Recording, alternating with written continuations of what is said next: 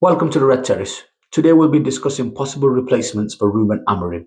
Realistically, Ruben Amorim has a game left in him. That's against Sunderland this coming week. And if he loses that game, which is a very realistic possibility, more than likely he'll be getting the chop and we'll be looking for a replacement in the October internationals. There are some United fans out there who want United to lose because of this reason. If you're one of them, give your head a wobble. I never want that. I'm not about that. We don't want United to lose ever. But realistically, we lose all the time. So it's a very good possibility. So I made a shortlist based on the bookies' favourites, and I looked at it from that point of view, and I made a four-man shortlist. Be going through that list, and we'll be discussing some of them. So number one on the list is Oliver Glasner, currently managing at Crystal Palace. He's previously managed Frankfurt and Wolfsburg, one of the top clubs. Frankfurt, he won a trophy, Europa League. With Wolfsburg, he got a top four finish. What he brings, he'll be disciplined. He'll be adaptable. He said out loud that he's happy to play 3-4-3, 4-4-2. He prefers to play 4-4-2. He can be 4-2-3-1. So he can definitely change and be adaptable, and this is something we definitely need. One of the other things I really admire about him is in one of the seasons in Wolfsburg, results weren't going in his way. So he changed the system halfway through the season. That's really admirable. Look at Ruben Amorim, stuck in his ways, not willing to adapt. This man knew this was things weren't going right, and he changed. Because of his age, he brings a certain amount of experience as well.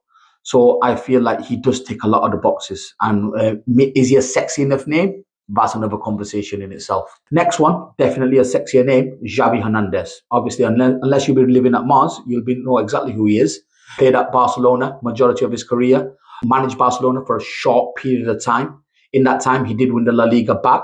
He brings a lot to the table in regards to his presence. Naturally, when he comes into any dressing room, he would command a respect. It'll be a Pep Guardiola-esque team, so they'll be playing a 4-3-3. It'll be possession-based, total football, pressing, high pressing as well. So Xavi does tick a lot of the boxes in regards to that side. Obviously, his inexperience will be he's only managed Barcelona for a couple of seasons, which is not a great amount of experience. He's quite young himself.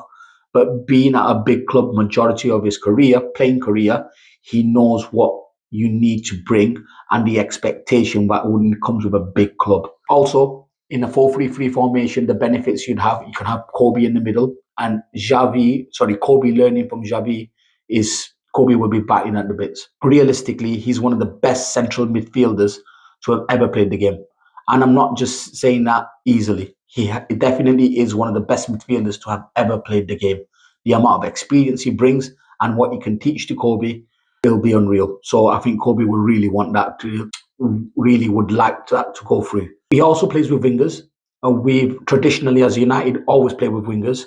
So it'd be nice to go back to some form of tradition as well. What he doesn't bring is, like I said, experience because he's not managed that long, and also he's never managed in the Premier League. So Premier League is a difficult kettle of fish. We've seen that time and time again with different managers coming in. So not sure how that would go, but that's another name under. We've got Areola, who's currently managing at Bournemouth. Areola is definitely going to be one of the top managers in the next few years. I assure you of that. He will be a household name in the footballing world anyway. He likes to press modern pressing football. He likes to counter press as well. His intensity is quite. You'll see the difference if he ever takes over Man United compared to the intensity we have right now, and what it will get to is massive. He plays different variations of 4-2-3-1, 4-3-3, so he's adaptable as well in that sense.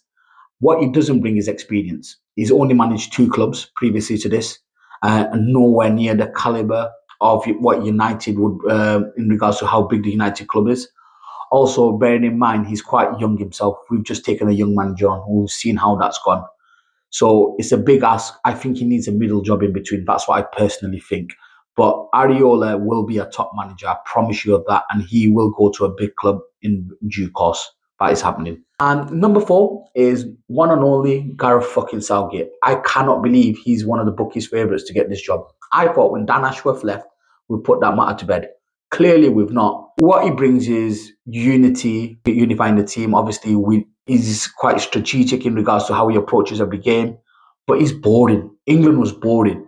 What Beer said was he was successful in England. He's not successful. Being in finals and not winning, that's not successful. He's not a winner himself. He's previously managed Middlesbrough. That's all the experience he has. I personally wouldn't touch him at all. And I hope that never happens. But according to the bookies' favourites, he is one of the favourites. If you're asking for my opinion, I'm swaying towards Oliver Glasner or Xavi Hernandez. Those are the two players, managers I'm swaying towards. I think they both bring different things to the table, and I feel like that would be the way forward. That's my opinion. What's yours? Let me know in the comments. Like, share, and subscribe, guys. Thank you.